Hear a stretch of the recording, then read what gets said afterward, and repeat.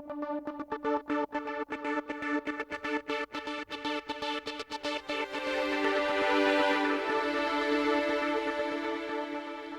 confirmed number of coronavirus cases in Los Angeles County comes to 325,876.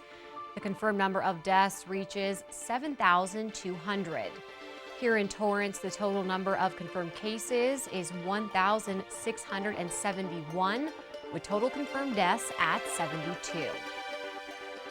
Welcome to COVID-19 Today. I'm Rhiannon Trutanich. It's 4 p.m. on Tuesday, November 10th. The U.S. has now surpassed 10 million cases of COVID-19, and experts believe that number will keep rising. The country's 7-day average of daily new cases was more than 119,000 on Monday. That's more than 3 times higher than it was in mid-September. Also on Monday, the COVID tracking project showed that 59,275 people were hospitalized. That's the highest number the country has seen since July 25th. It's also not far from the nation's pandemic peak on April 15th, when 59,940 people were in hospitals. As more people get infected and hospitalized, the death increases are likely to follow. Last week, we saw more than 1,000 COVID-19 deaths 5 days in a row. It's the first time that's happened since August. More than 238,000 people have died in the U.S. from the coronavirus so far, according to Johns Hopkins data. The numbers here in California aren't looking good either, and Governor Gavin Newsom says the state is moving in the wrong direction. He revealed that more than 7,200 daily cases were recorded over the past 24 hours on Monday. And California Health and Human Services Secretary Dr. Mark Ghaly added another 5,367 reported cases overnight. Ghaly also reported that no counties are moving into the less restrictive tiers in the state's 4-tier blueprint this week. In fact, many moved back into more restrictive tiers, including Sacramento, which is now back in the widespread or purple tier. Here in LA County, public health officials say we're experiencing a surge in COVID-19 transmission. From mid-September to late October, new reported cases jumped from a little more than 750 cases per day to almost 1,400 cases per day. They remind everyone who participated in recent gatherings with large crowds and a lack of masks or social distancing to quarantine themselves for at least 14 days. Public health officials also encourage those people to get tested for COVID-19. Anyone can make an appointment at covid19.lacounty.gov/testing. President-elect Joe Biden kicks off his presidential transition by pleading with Americans to wear a mask. He says, quote, "A mask is not a political statement, but it is a way to start pulling the country together."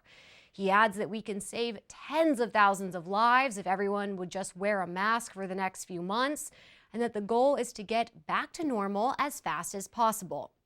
Biden's remarks are part of his overall efforts to fight COVID-19. On Monday, he announced a new COVID-19 advisory board and said he relies on them, providing him with science-backed information about the latest developments of this pandemic. Biden also reiterated his calls for any approved vaccines to be distributed equitably, efficiently, and for free to all Americans. He also warned people that despite the promising news from Pfizer on Monday, which states that its early analysis shows the vaccine candidate is more than 90% effective, widespread vaccination is still many months away at the earliest. And the president-elect pushed for personal protective equipment production to ramp up so healthcare and other frontline workers won't be in need of them. The Biden-Harris transition has a designated website, buildbackbetter.com, where it lists a thorough breakdown of the administration's plans to beat COVID-19. The nation's top infectious disease expert gave his approval of the 13-member COVID advisory board announced by President-elect Joe Biden. Dr. Anthony Fauci calls them established individuals who he knows well and has worked with for years. He also refers to them as qualified colleagues and says he expects to work with them during Biden's presidency. He says, quote, "I have no intention of leaving. This is an important job. I've been doing it now for a very long time. I've been doing it under 6 presidents, and my goal is to serve the American public no matter what the administration is." Among President Biden's COVID-19 advisory group are 3 doctors from California. Governor Newsom said on Monday that he was proud to see multiple UCSF faculty members handpicked to be on the future president's team. Dr. Kessler is one of the 3 co-chairs for the task force. He is a professor of pediatrics and epidemiology and biostatistics at UCSF. He served as the FDA commissioner from 1990 to 1997. And Dr. Robert Rodriguez and Dr. Eric Guzmi are 2 of the 10 members rounding out Biden's advisory group. Rodriguez currently serves as a professor of emergency medicine at the UCSF School of Medicine, working on the front line in the emergency department and ICU of 2 major trauma centers. And Guzmi is an internationally recognized expert of infectious disease and a professor of medicine at the UCSF School of Medicine. The Affordable Care Act, or Obamacare, is being challenged for the 3rd time at the Supreme Court today. And Governor Gavin Newsom says billions of dollars are at stake for Californians. Our state is leading a group of states defending the law. If overturned, Newsom estimates that would cost California $20 billion a year in federal health insurance subsidies. UCLA health professor Steve Wallace noted the state's Medi-Cal expansion would also take a big hit, saying if the ACA is invalidated, the federal support of California's medical expansion would disappear. Due to the coronavirus pandemic, the court is conducting oral arguments over the phone and allowing them to be broadcast live. Justices are being asked again to overturn the 2010 Affordable Care Act that includes protections for those with pre-existing conditions. The law also allows parents to keep children on their health insurance plans until the age of 26. Today, Chief Justice John Roberts and Justice Brett Kavanaugh suggested that it wasn't the Supreme Court's role to invalidate the 900-page Affordable Care Act, even if one or more provisions are deemed unconstitutional. It seems likely to withstand its latest challenge. A decision is expected by next spring. U.S. officials approve the first antibody drug to help the immune system fight off COVID-19. The U.S. Food and Drug Administration issued an emergency use authorization of monoclonal antibody therapy for COVID-19 treatments. Monoclonal antibodies are lab-made proteins that mimic the immune system's ability to fight off harmful antigens such as viruses. This antibody, called bamlanivimab, was created by pharmaceutical company Eli Lilly and is authorized for the treatment of mild to moderate COVID-19 patients. Early results suggest that it may help clear the coronavirus sooner and even cut hospitalizations. This antibody is not authorized for patients who have severe cases of COVID-19. Last month, Eli Lilly suspended trials targeting that group of patients who were already hospitalized and in the advanced stages of their disease. To qualify for this therapy, you must be 12 years of age or older, weigh at least 88 pounds, and be at high risk for progressing to severe COVID-19 and/or hospitalization. This includes those who are 65 years of age or older or who have certain chronic medical conditions. The safety and effectiveness of this investigational therapy is continuing to be evaluated. FDA Commissioner Stephen Hahn says they're continuing to work around the clock and using every tool available through their coronavirus treatment acceleration program. Shortly after the news of this promising COVID-19 vaccine was out, state and federal leaders announced plans for its distribution. Health and Human Services Secretary Alex Azar outlined his schedule for Pfizer's and other companies' experimental vaccines. Azar predicted the first responders, healthcare workers, and at-risk nursing home residents could receive their doses by the end of January. And he added that there should be enough for all Americans by the end of March to early April to have general vaccination programs. But Governor Gavin Newsom cautions Californians to not let their guards down anytime soon. He says although the update from Pfizer is promising, mass distribution is still a ways off. He expresses his concerns that we may become overly exuberant and return to normal life. He says the recent uptick in coronavirus cases in our state is an indicator that too many people are letting their guards down too soon. And he reminded everyone that a vaccine is not a substitute for curbing the curve. Pfizer says it expects to deliver up to 50 million doses of its experimental coronavirus vaccine this year and up to 1.3 billion in 2021. As of today, no vaccine has been approved. Now that Kamala Harris has become our nation's vice president-elect, the question surrounds who will replace her Senate seat in California. Governor Gavin Newsom was asked this question during Monday's briefing, and he says while the topic is on his radar, he's currently more focused on the state's rising COVID-19 positivity rate. Still, it's up to Newsom to decide who will fill out the rest of Harris's U.S. Senate term. Under federal law, it's the state governor who gets to fill a Senate seat whenever there is a vacancy. Newsom previously stated on Election Day that he did not look forward to choosing a successor. He joked there's 100 chores that he'd prefer, saying, quote, "This is not something that I wish even on my worst enemy. Because you create enemies in this process, you know, not just friends. And it's a vexing decision. It's a challenging one." Harris was elected to her first Senate term in 2016 and became the second African-American woman and the first South Asian American senator in history. Her replacement will get a couple of years in the Senate before re-election in 2022. Dozens of politicians are now lobbying the governor for the opportunity to be selected as the next state senator. California state universities are seeing a surge in enrollment during the coronavirus pandemic. The 23-campus CSU system enrolled a total of more than 485,000 students this fall, a 0.75% increase from last fall.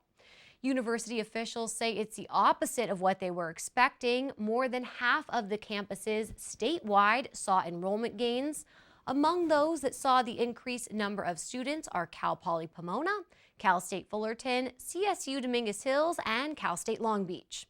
Fresno State saw a historic enrollment gain at 5%. One possibility leading to this trend is unemployment. Some students say they lost their jobs and decided to spend their time honing another skill. Nationally, the undergraduate enrollment is down 4% compared to last year, according to the National Student Clearinghouse Research Center. Most of that decrease can be seen at the community college level, which is down 9.4% compared to last year. Cal State is the largest public university system in the U.S. Ulta Beauty is getting ready to become a part of your neighborhood Target store. The CEO of Target, Brian Cornell, says starting in the second half of next year, shoppers will see a smaller version of an Ulta store in more than 100 Target locations nationwide. Each shop-in-shop will take about 1,000 square feet of space and feature more than 40 beauty brands and a rotating variety of products. From hair care to fragrances, customers can shop in person or use Target's same-day services. Ulta will train Target employees to get familiar with their products as beauty consultants. Ulta CEO Mary Dillon says retailers are embracing a time of change to innovate and to lead during this pandemic. She and Cornell see the strategic partnership as a long-term deal that they hope can catch customers' attention and drive higher sales. They hope to expand Ulta Beauty at Target to hundreds of additional stores over time. Apple announces its first computers that run on its own chip, much like an iPhone or an iPad. Apple held a product launch today, unveiling the chip that is made in-house for the Mac called M1. The company also introduced 3 new Macs that are powered by this chip. They look almost the same as the current generations of the MacBook Air, MacBook Pro, and the Mac Mini desktop computer. All 3 computers are available to order now and will start shipping next week. Apple says the M1 allows their newest computers to have better battery life compared to past versions that run on Intel chips. This is Apple's 3rd product launch this fall. The Torrance City Council meets tonight to conduct city business. Agenda items include implementation of a grant for a year-long child passenger safety program, updates on COVID-19 related efforts, and funding an outreach worker to provide homeless services. They will also honor several outgoing city employees. You can tune into the meeting live starting at 7 p.m. tonight. It can be seen here on Citi Cable, streaming online and on demand on YouTube. All week long, we are celebrating our veterans. Citi Cable prepared a video with a special message from Mayor Patrick Fury. As a veteran myself, I know that Veterans Day has special significance to all who have served in our military. Unfortunately, in order to keep our community safe during the coronavirus pandemic, we're not able to host any special events or gatherings this year. But please know that your commitment, your service, and your sacrifices have not been forgotten and are always appreciated. With safety in mind, the Social Services Commission and the City of Torrance are providing a virtual recognition program for veterans and members of the public. You can honor your favorite veteran or all community veterans with a tribute message. Email your brief note to veterans@torranceca.gov. Select messages will be posted during Veterans Appreciation Week, which runs through the 14th. November is also National Family Caregivers Month. A local South Bay resident helped launch a unique caretaker project. It's a virtual help desk dedicated to helping her Filipino community members get access to important COVID-19 information and services. The help guides available online at tayohelp.com provide relevant information for all Angelinos. But Caretaker Project Director Lizelle Tangleo says as a Filipina, she wanted to help answer as many questions as she could for her community. She says, quote, as Filipinos, we struggled to address gaps created by distance due to COVID-19. How can we be together when we cannot be together? We knew we had to answer the call to do something as COVID-19 impacted every aspect of our lives and our family and friends. Filipino language versions of all articles will become available in a few weeks. Well, before we go, at the end of each program, we like to share stories from our community, feel-good pictures, images, and videos that remind us of how resilient our community is and how Torrance truly cares. A community platform called South Bay Mommies and Daddies is making it a lot easier for us to do some good this holiday season. The group recently shared a very merry South Bay Give Back guide listing a number of volunteer opportunities in our neighborhoods. It says the guide is filled with ideas for helping, supporting, donating, and sending glad tidings to our community during what can be a difficult time for many. The group also reminds us to remember what this holiday is really about: giving more than receiving, serving more than expecting, and bringing cheer to those in need. For a full list of ideas, you can check out southbaymommiesandaddies.com. Now, if you have a great story to share, email us at covid19today@torranceca.gov. We'd love to hear from you. Well, that's our update for COVID-19 today. Be sure to tune in tomorrow as Christine Lee brings you the latest. Be safe, stay healthy, and thanks for tuning in. We'll see you next time.